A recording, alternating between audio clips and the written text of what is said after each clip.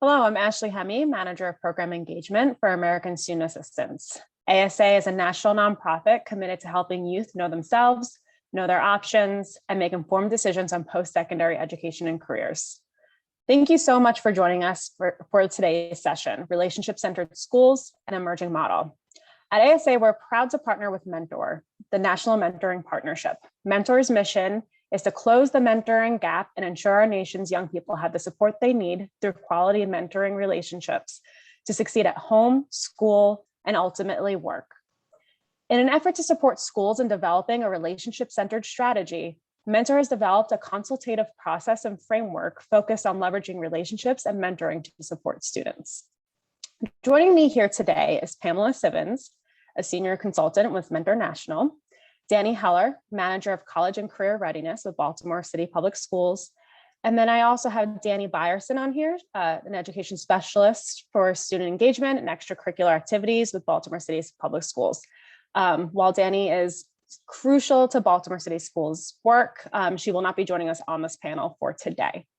Thank you, Pamela and Danny, for joining me.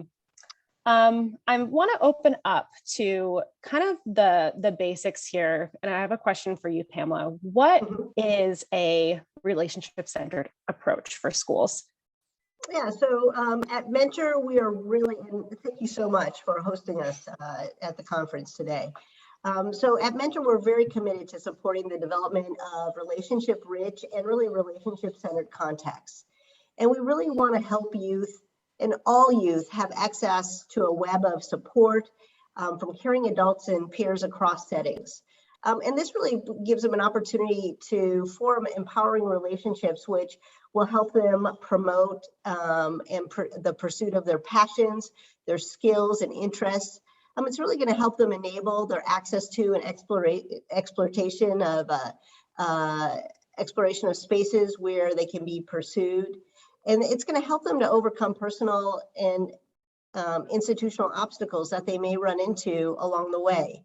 And ultimately, I really believe that it's going to help them build their social capital and their networks, which is going to help them long after they graduate from high school.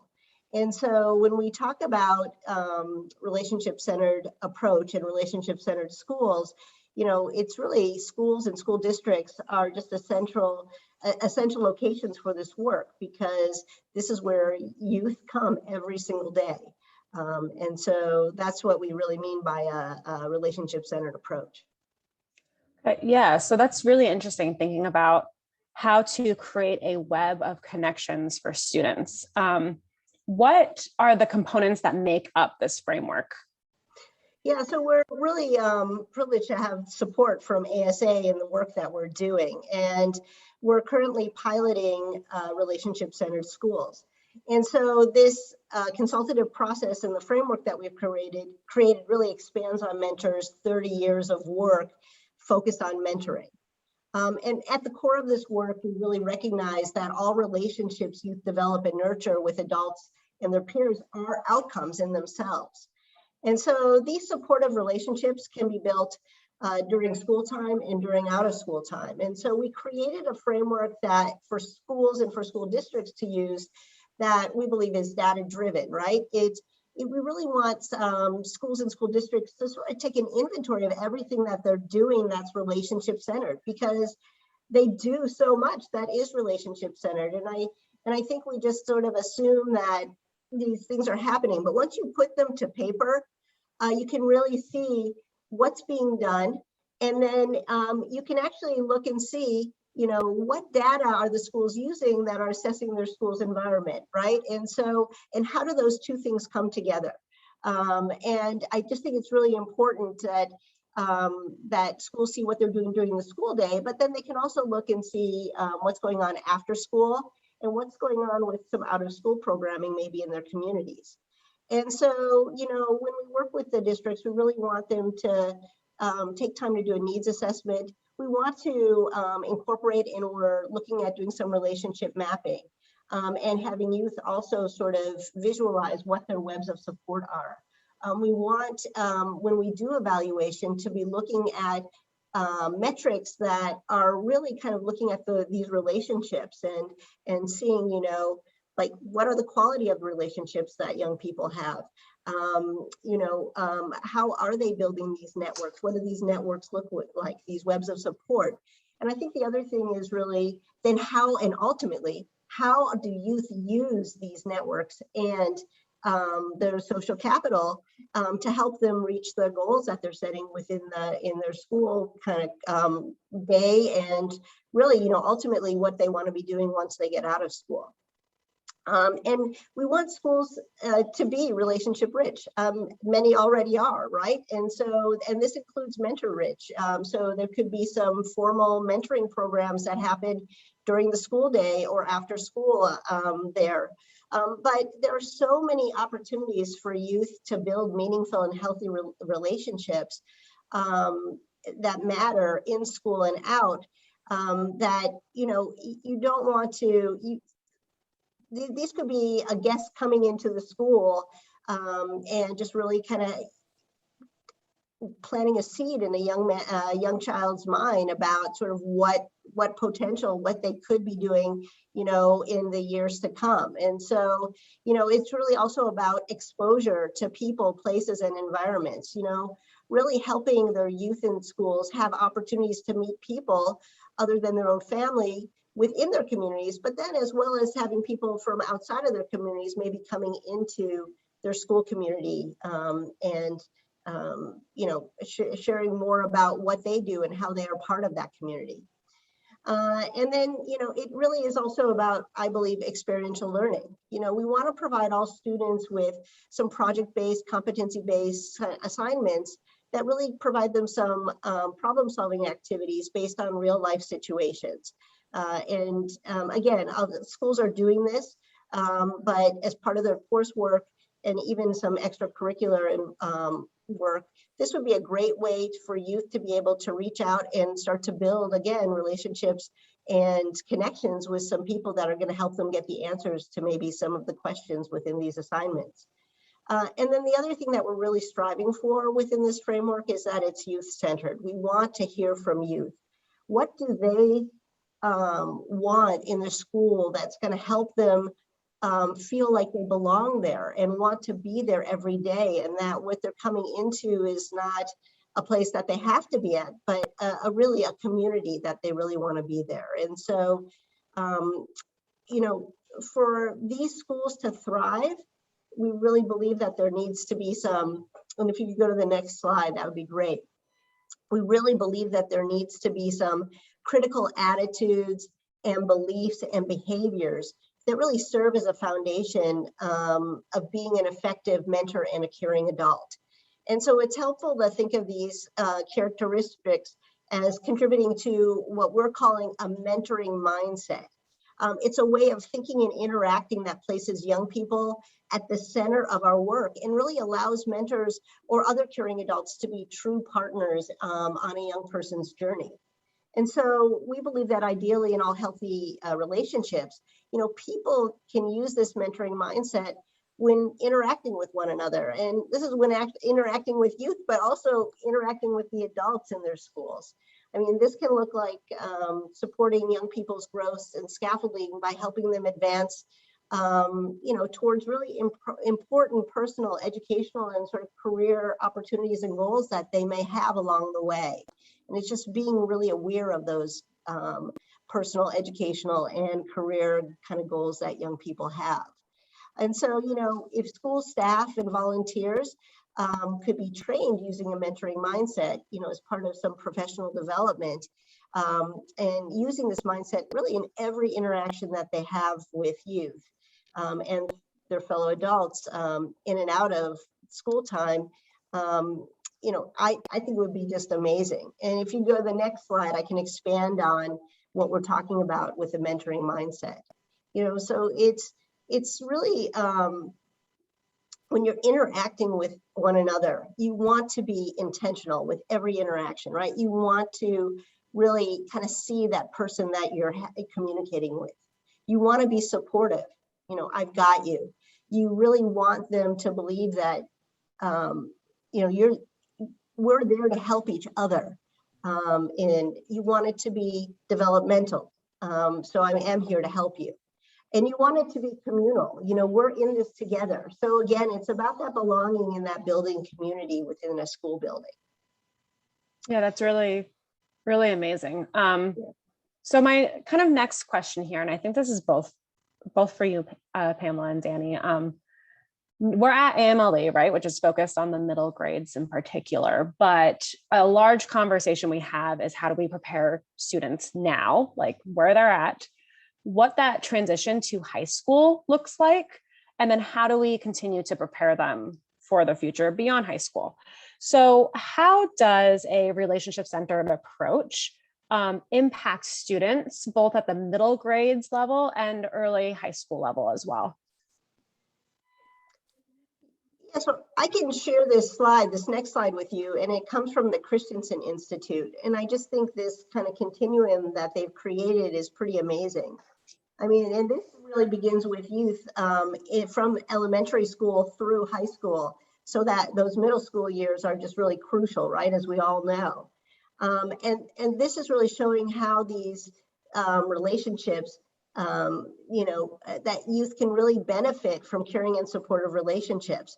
That the more people in a child's life that uses a mentoring mindset to communicate and to support them, that young person has more chances and opportunities to sort of build that network and their social capital throughout their K through 12 journey. And so, recently the Christensen Institute, and I turn to their work a lot when I've been doing this work, shared an article where they say relationships and networks are essential for getting by and getting ahead. And in one study of elementary students, that students' social capital, their access to and ability to mobilize relationships, really help them to, help them further their potential and their goals. And they were found to have greater impact on their math and literacy skills than some of the instructional resources that they had. And so these relationships that young people have, they really do influence sort of grades and the persistence that they have. And especially in middle school, I think it's just so important for supportive relationships for young people, because they are going through so much in their own personal development. And having that ongoing care, support, and encouragement is just really crucial. And again, looking at this continuum, it leads to even like high school and out of school. And, when we think about, how all of us get jobs in the job market, it really is around some of those long-term outcomes around having that social capital and having those networks to really sort of tap into and getting support from people that they know, or being led to places where they can get the knowledge that they need to ultimately have life, career, and economic success is what we hope. So I'll stop there and let Danny chime in as well. Yeah, so thank you, Ashley, so much for having me today. Thank you, Pam, for all your support and for inviting me as well. It's a pleasure to be here. I also want to salute all of you. So I know we've got district folks, we've got educators, we've got folks at all levels of the work here doing this work in the middle of a pandemic. And I know how hard this year has been for me and how hard it is for each of you. So really a salute to each of you for taking the extra time in one of the hardest years that any of us can remember to figure out how to do this, work no matter what stage you're in. And frankly, at Baltimore City Public Schools, we are in the beginning stages of our work. And you don't need to have all of these experts down and know everything about this work to be able to jump in. You just need to be able to know where to go ask for help and to be able to make that case. And I think the thing that first and foremost is important is about your philosophy, right?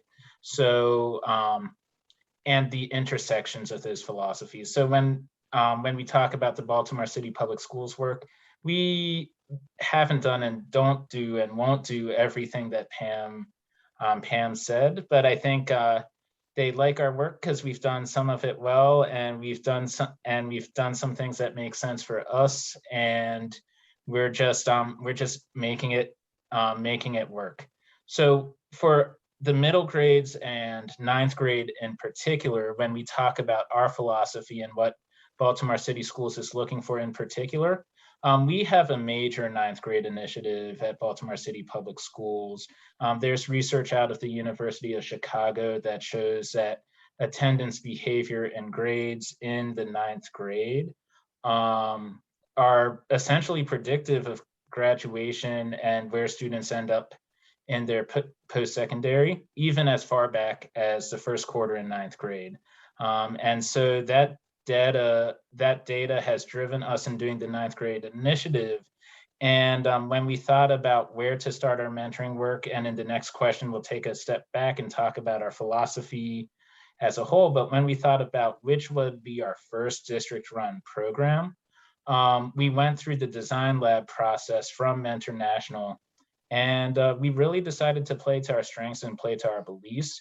And based off of that data and based off of where we are investing time, we selected a mentoring program that augmented our belief and our philosophy already around this major ninth grade work. And so we launched Future Ready, a ninth grade career mentoring program. We started small, we piloted last year, and we're going a little bit bigger this year and a little bit better from the lessons that we learned. And so what we hope to get out of it, it's a small group mentoring program where students get paired with an adult who has a job, who has or has had a job, right? And just they get to build great caring relationships, and they get to learn about what's there for them after high school. And what we hope to get out of that is just an increase in engagement, right? So that you can actually get that attendance and those grades. We try to target the program to students with 40 to 80% attendance. So this would be an approach to get them further connected to their school and be around enough in ninth grade to be able to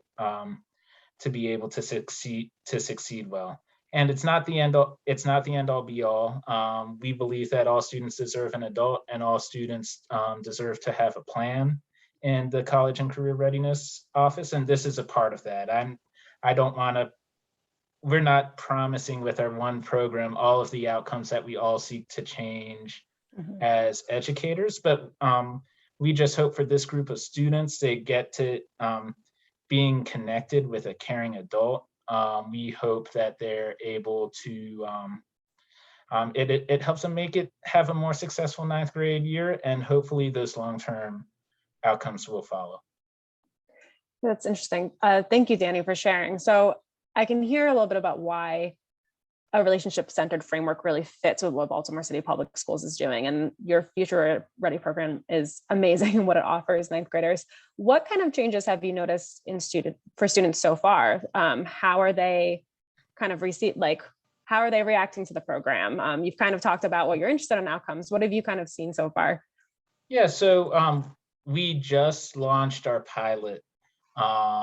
We launched it in the middle of the pandemic. So we launched it, I believe, March last year. It went through May, and first week of June, and we're just getting started out with the longer version. We're kicking off in November for that, and it will go November through May through this year. And Mentor National and Maryland Mentor, our local affiliates, were critical in helping create quality materials and make this as good as it can be. But in terms of what we saw out of the pilot, we did feedback sessions from youth, we did feedback sessions from mentors, and then quantitatively, we did a survey of mentors and mentees after each session. And we asked them essentially on a scale from 1 to 5, whether you thought it was a good use of time. And no one ever gave us less than a 4. And so, that's not like, you can't really study improvements of attendance, and I've got a data background, so you can't really do a real program evaluation off that pilot. But we know that that's a good indicator that we're heading in the right direction. And mentors and students gave us really deep feedback to help us figure out how to improve. So we're making substantive, even though we got positive feedback, we're making big changes to both expand the scope, but also just to do a better job. And so that's sort of where we are now. At least we gave students a good use, what they said was a good use of their time initially in the program. And we know we have a lot more to do and a lot better to do, both with Future Ready in particular and our mentoring and adult relationships work as a whole. That's awesome to get that type of feedback and engagement, especially with an initial pilot. So really awesome to hear. And I'm excited to see where the pilot goes and where the program goes. So kind of shifting to Pamela a little bit here, hearing what Danny's doing and what Baltimore City Public Schools is doing, how does that fit with Mentor's framework for relationship-centered schools? Yeah, so I'll just say that every district and every school has different needs and different goals that they want to help their students reach in school. And so, as we're helping them with this planning, there are many different activities that a school district or a school can take on. And so, really and I really commend Danny and their team in Baltimore City, because it was in the middle of a pandemic, and they created and piloted a mentoring program for those ninth graders, young students who transition from middle school into high school, which is never easy. And they provided them an opportunity to be matched with a mentor who, was really going to help them really start thinking about, some of their goals for that year, and then, maybe even explore some careers. And so that, to me, is really exciting that they were able to pilot it. It was a success. They did get good feedback, and they are expanding the program. And so that is just one thing that a school district, and the other thing is that this is a district kind of designed and led and managed program. And so, districts can do this internally. We've seen it in other districts as well.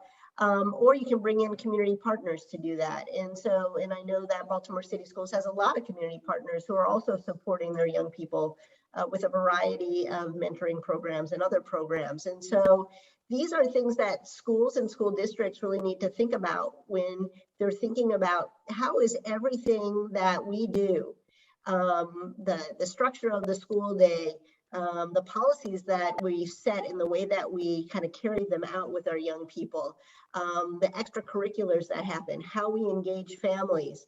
All of these help to make a school relationship rich, right? And really sort of help to build a supportive and caring culture for everybody in the building, youth and adults alike. And so when we're helping a district kind of create an action plan, or a school create an action plan, we want to really kind of base that action plan on what their priorities are and who they're already engaging and what they want to do more of, because they're doing a lot of good work. How do they want to improve that work? And maybe when they have some gaps or they're not sure, are we carrying out our policies in the most sort of relational and relationship-centered way that we can? Maybe that is something that we want to have an action that is a review process of our policies and how we carry those out. That might be, one district might think to do that, or at a school level. What is the professional development that we're providing not only to our teachers, but overall to the staff there? Could we do something like a mentoring mindset training for teachers or other staff, like cafeteria staff, administrative staff, cleaning staff? They're just, everyone can benefit from kind of having that sort of training. And so when schools are building and districts are building their plans, they really need to think about what their priorities are. And so we've seen that Danny and Baltimore City Schools, their priority was really to help ninth graders kind of make that transition into middle school and have a program where they were going to have a caring adult. And they did that. And so again, kudos to the whole team there in Baltimore City, because it is pretty amazing what they've done. But again, it's what Baltimore City Schools chooses to do might be very different from what another school district might do. And that's a good thing. But all of them, the goal here is how do you become more relationship rich within that school day? How do you build that culture, that community where everybody wants to be there and they feel like they belong? And Ashley, if I can chime in a little bit. Yeah, absolutely. So so we talked about a little bit how future ready is sort of at the micro level.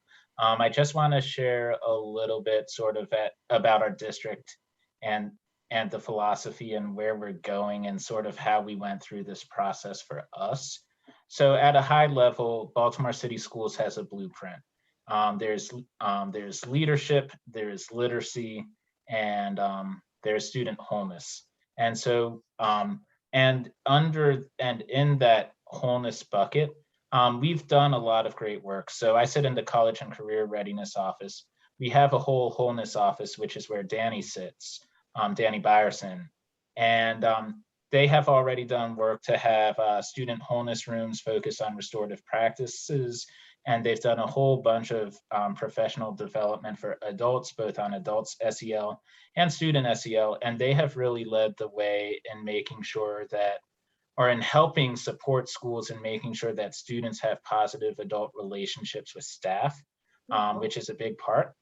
And at the same time, we saw that there is our teachers are amazing, and there's only so much they can do in the day during the pandemic, especially during a pandemic. This has been just an extremely hard time to be an educator. And so what we also saw is that we have a city of folks who are ready to help our students, and we have great partners out there doing the work. But we did not necessarily have a coordinated way to match adults to students, both through our partner organizations and through any district-run programming. And we knew where to begin to some extent, but we didn't necessarily know how to execute because there's not necessarily a mentoring and adult relationships office.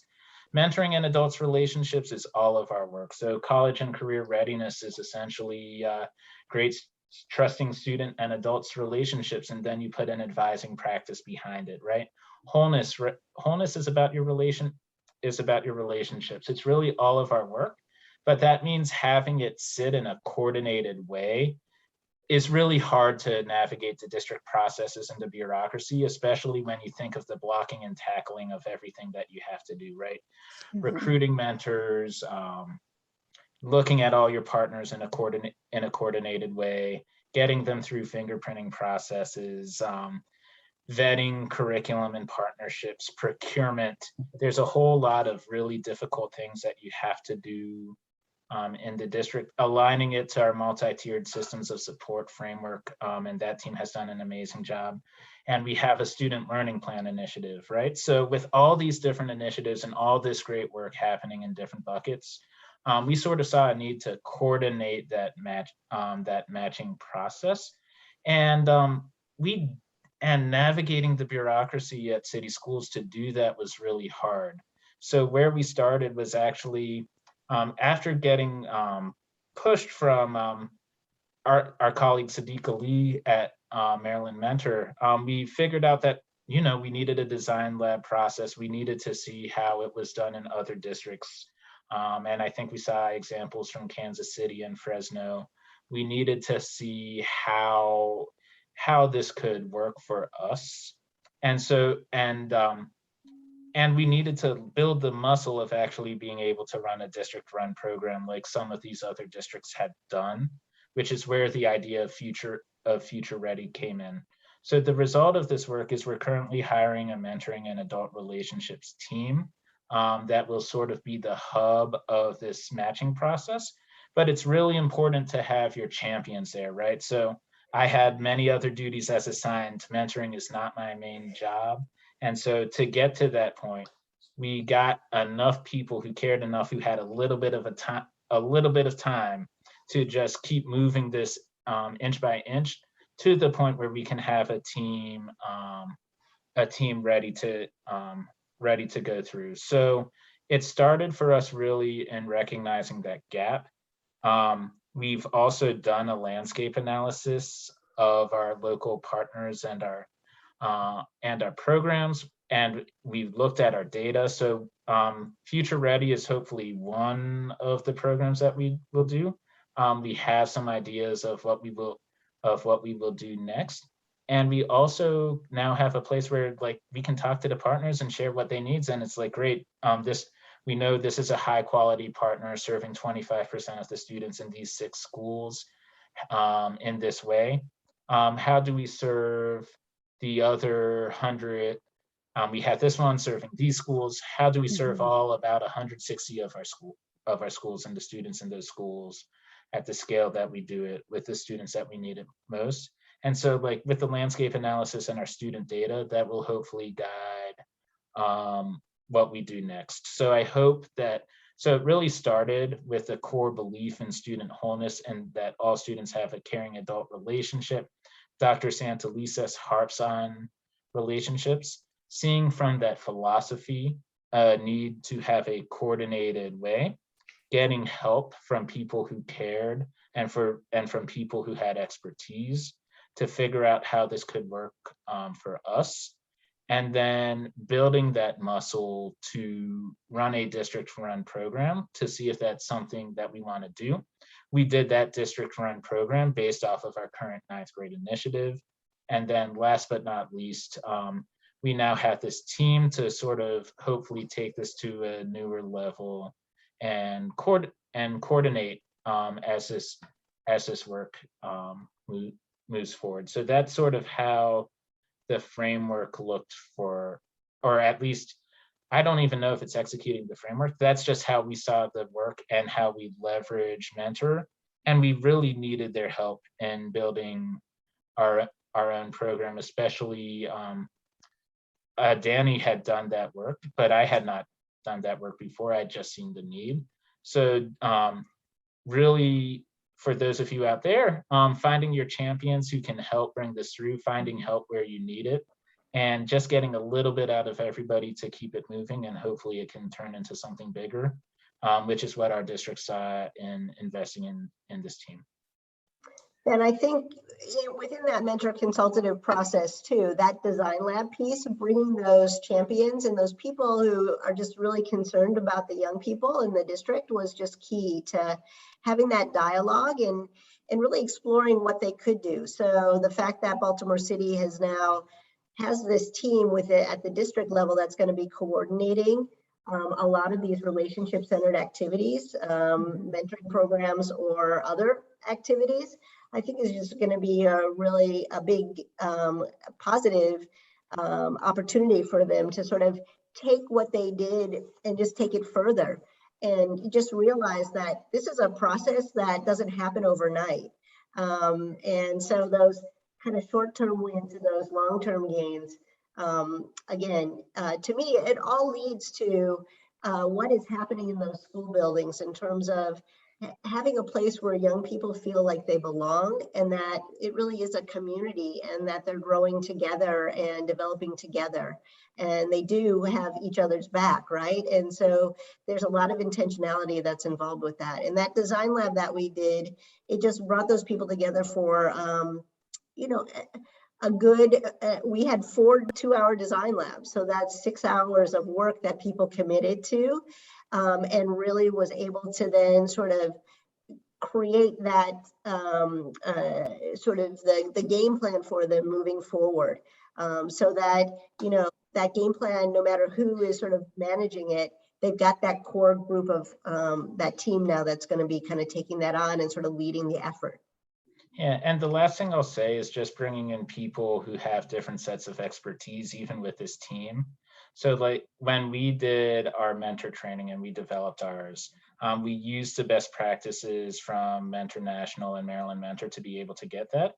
But our district actually has a very robust equity policy. And so, and as a from a position of privilege, not having done that work in detail before, I actually looped in our equity team to run, a member of our equity team to run our mentor training subcommittee to make sure that what we were doing was consistent with our policy, especially as you're bringing folks in from all over the community who have had different levels of experiences and different types of life experience with students. And so that team put together an amazing discussion on bias. And so I really leaned on my colleagues at city schools and colleagues around Baltimore, in addition to the Maryland team, to fill in gaps when we didn't know our own way. And the project management of the work is critical, and putting it into bite-sized chunks that can move in your district. Yeah, so this, and I think this might be our final question of the session. This is all making me think of, like, so we have attendees here from all kind of levels of education, at the district level, school level. We have classroom teachers, counselors who will be attending. And it's really interesting to hear about the intentional planning and the long-term planning that goes into building something that's sustainable and impactful and driven, student-centered, driven with relationships. So for attendees today, what, and then this is a question for both of you to kind of like close out our session, what would you recommend as kind of next steps here? Would it be building that team? Would it be taking a small component and trying that out? For somebody who's listening and maybe is like, oh my goodness, that this is so much information, like where's a great place to begin? And what would you suggest? I'll take a crack at it. And depending on what level you are, I think the first thing is, what's your philosophy? Does this fit it? What piece of this fits in with your philosophy? And then who are the people that I can bring together that provide, where are my gaps? Who are the people that I can bring together to make this work? And then last but not least, do I have capacity to manage it and put it into bite-sized chunks so that you can go from the end into the beginning? And if it's not just feel good that you put yourself in a position where you feel like you can do it well, and that you can do it. It's a hard year just to pick up something new, just to do something new. So does this fit in my philosophy and the core of what I'm doing, considering everything else that's going on? Who are the people that can bring it through? And then how will I manage it? Yeah, and just again, I'll just add, relationships are outcomes, right? And so the way that we're strategic about academic achievement and rigor, and about SEL, relationships themselves are outcomes. And so we need to really kind of be strategic when we're thinking about that. And really all students, we did see this last year that a lot of students sort of disappeared in some places. And so, how do we engage families in a different way or a better way? And how do we engage our students so that they feel like they belong? And everybody is doing amazing work, and there's just a lot going on. What I love about sort of some of the landscape analysis tools that we're developing is that schools can take an inventory of everything that they're doing. They can do some relationship mapping to see how well they know every student. It's a pretty, it doesn't have to be a complex exercise. But if the more you know, then the more you can build on and improve upon. And so that would be, take something small and just sort of see how they're doing with it and see how they can improve upon it. And there's a lot of wonderful relationships that happen in schools every day. And so how can we build to improve those and fill gaps where there might be some gaps? Absolutely. So thank you so much, Pamela and Danny, not only for joining me in such a important discussion, but for your work in helping support students and building their networks and building relationships. So thank you again for attending. Thank you, Mentor, for partnering with us. And thank you to all who attended the session. Thank you so much. Bye-bye. Bye.